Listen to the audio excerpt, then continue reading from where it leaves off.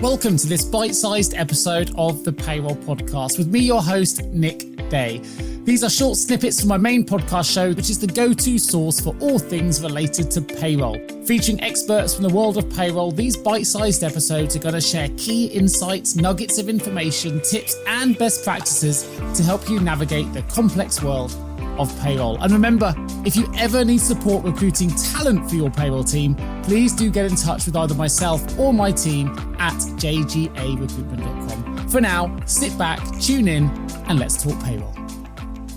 What additional recommendations would you make to an HR leader or a payroll leader listening to this now going, I need to make sure that's secure because we're paying out millions of pounds potentially every month. That's vulnerable. What are the standard things you would expect or you would suggest that they put in place to protect themselves from attacks? Proper network segmentation so that if something happens to a receptionist, let's say, or someone in engineering, and there's ransomware of some kind, the ransomware traditionally is smart, but not smart enough to hack dynamically on its own.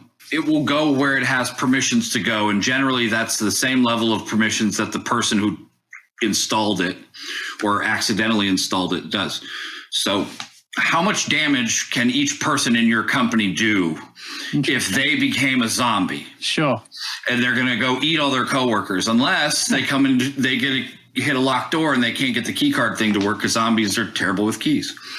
They mismanage with keys, I guess. So they can't go into that other door. They're not going to eat all those coworkers. That's segmentation of a physical boundary. Yeah, that makes total sense. Network boundaries have physical controls to segment stuff. You're familiar with like a firewall or a router.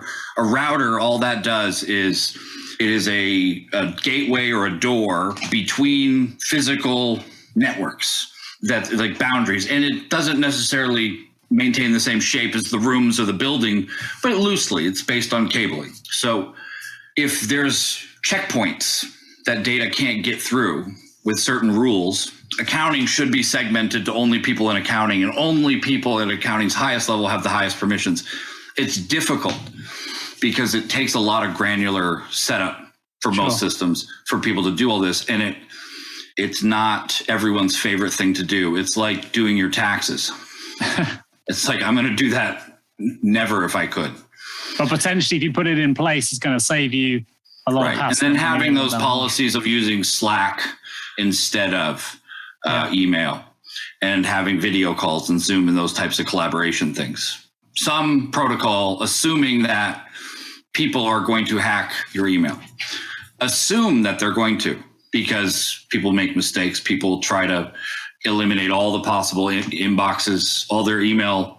They want to have it read so that they don't feel like they're being pressured. And eventually you just give up or come up with better rules, or you just start over with a new email address. But idea being, you can't just plow through stuff making these really fast decisions because your critical thinking goes out the window. I hope you enjoyed today's bite-sized edition of the Payroll Podcast. Remember to subscribe to the show, share it with your payroll colleagues and friends, and why not also check out some of our previous episodes for more golden nuggets of payroll information that you never know, they may just help you along in your own payroll journey. But for now, I'm Nick Day, and you've been listening to the Payroll Podcast Bite-Sized.